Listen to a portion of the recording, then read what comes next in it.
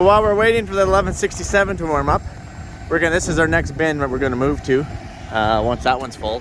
So we're gonna just jump in here. This one last had canola, so we're just gonna get in here and give it a little sweep sweep. All right, Marco. Hello. Don't ever do that again, Mike. Okay, we start from up here. And if you can stay up on the top, I guess that's kind of what you're looking to do. If I don't. Okay, I'm gonna hurt myself here is what I'm gonna do. Okay.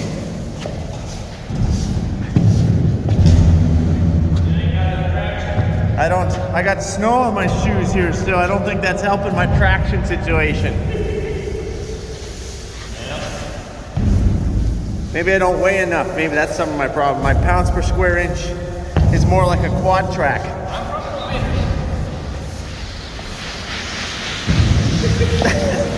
Oh, my gloves!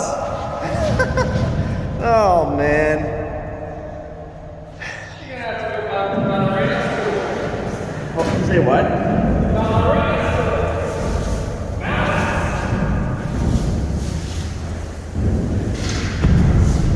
I think you had the rustier side of the hopper for better traction.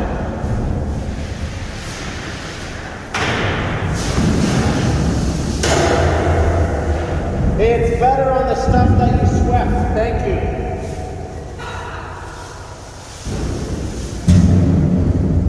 We just got a little bit of canola here. There was never any. There was never any wheat in this bin, but we're still going to clean it out anyway. I'm not left-handed, and this is just embarrassing what I'm trying to do here with this left hand. Aha! I knew it! I'm not the only one. Oh, shoot. Oh, sorry about that, guys. I'm struggling here. Okay.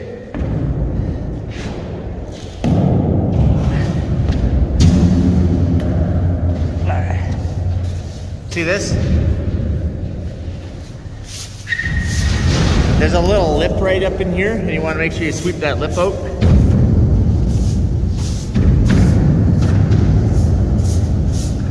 Snow out of the bin. Oh, if you're wondering what this thing is, I think they call it inverted air or whatever. It's our aeration. Ah! I caught that on camera. There's some curse here. I know. My hands are freezing.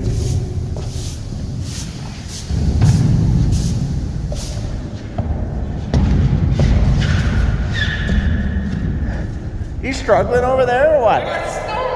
Oh, sure. Blame it on the snow.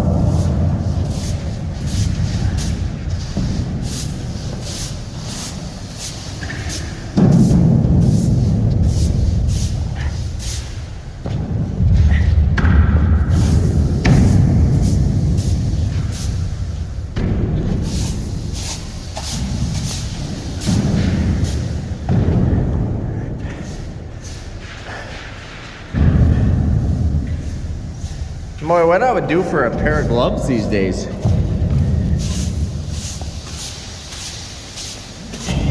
I know. Oh, shoot.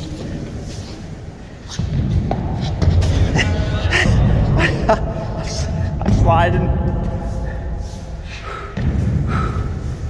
Okay. If I can get turned around here.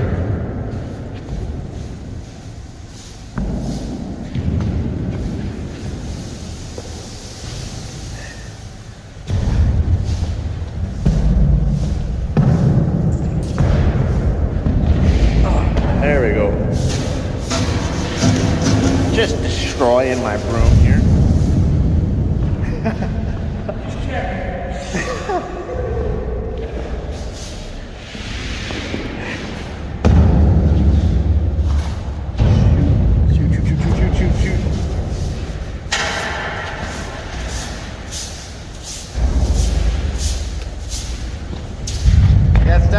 slippery where that snow was. Oh, just embarrassing what I'm trying to do here. Trying to record, sweep with my left hand, keep the balance up, no gloves. This is commitment to you guys, let me tell you. I don't think I got the balance for it. Oh. Whew.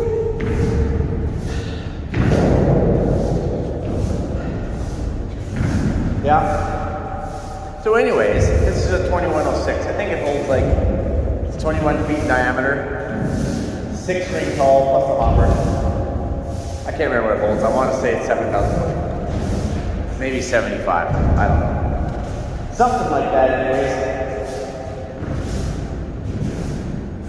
Then we got one cable for moisture and temperature in this bin. So that way it will message me on the app. I can look at the app, I can see the heat map of everything inside once it's in there. It even tells me how many bushels are in it, but I don't go by the bushels because I don't think it's accurate. Okay, all right, let's get back at her. I'm gonna let you guys go. You guys kind of got this mayhem figured out. Also, a little power update. I don't have it yet. Not bitter or anything, but so this is actually going to get put in the ground here at some point, as of temporary right now, because the ground is froze solid like a rock. We just got it sitting on here. The panels. This is a 400 amp service, which I've already exceeded the 400 amps, or pretty darn near with this dryer and all the fans and stuff we have set up. But at 400 amp at the time, thought, well, that's all I need, because I didn't actually anticipate getting a dryer. I was just like, oh, I just need to run a few fans, a little bit of power, plug stuff in, should be good. Well, probably should have put a 600 or an 800 amp service in, but then it would have tripled my cost. So for now, I guess 400 is just gonna have to do the job. I do have the generator, so that way and that's one of the other reasons why I'm not gonna upgrade to the 600 or 800 amp service as of yet. It's pretty expensive to do that. And I do have the generator to subsidize extra power. So say maybe I just want the 400 amp service just to run all the dryer, run the fans, the cool fan on the wet and dry bins, you know, just take care of all that.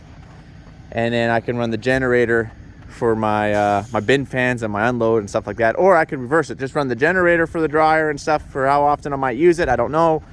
And then have power for everything else. So I do have those options. And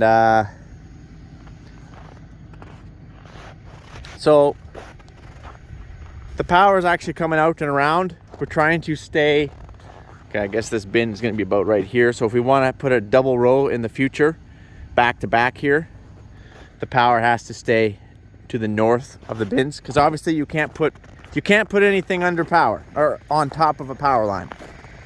Once it's in the ground, you can't build on it. You can't put a bin there. Can't put a shop there. So you want to make sure the power is long ways out of your way, so that way it gives you lots of room to infrastructure in the future. So this is the cable. They literally plowed this in. This is our power cable. Oh yeah, going back to the phase of power. This is single phase. Can't remember if I said that. Single phase is equally as close as 3-phase power. 3-phase power is more efficient, cheaper, like electronics and components and so on and so forth, but also like 3 times or quadruple the price to get it in. So went with single phase just due to the cost of getting the power trenched and poled. They have to pole it as well. Are you okay? Oh, he's just finishing that bin. So they ripped this up with a shank to break through the frost.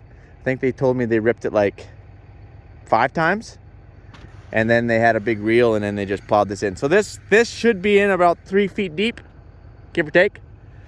And it goes, oh, I can't remember how many meters. I want to say there's 1,200 meters here underground, something like that. And then they're going to come in with some poles. So from this point, oh, that's slippery when you step on that, just so you know. From this point, they're going to come in here with a trencher or a backhoe won't go through the frost. So it's either going to be a trencher or a small trackhoe or something. Then they're actually going to cut it in here on an angle. Yes, We have to be a certain feet away from the propane tanks, which we are. To be certain feet away from the propane tanks, which we are. And they're gonna go underground, and they're gonna put their power stuff right here. Something like that. Because future plan is, if we ever get there, we might never, but we want to make sure the options are open, that we're going to have another row of bins on this side with the fans back here with unload out over there in the field, and that would all be opened up as more yard. So we want to make sure that the power is out of our way. Make sense? Makes sense. Then obviously we want to trench and bury all this cable at some point. Not going to happen this winter. Thankfully, we do have this generator, because without it, we wouldn't even be able to get the grain out of our bins. But hopefully in the new year, we get power.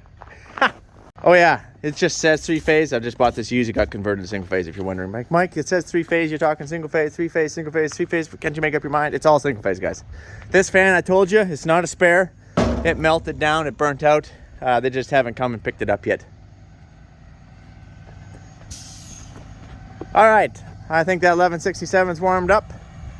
You guys got this figured out. I'll give you a little more yard update here in a little bit.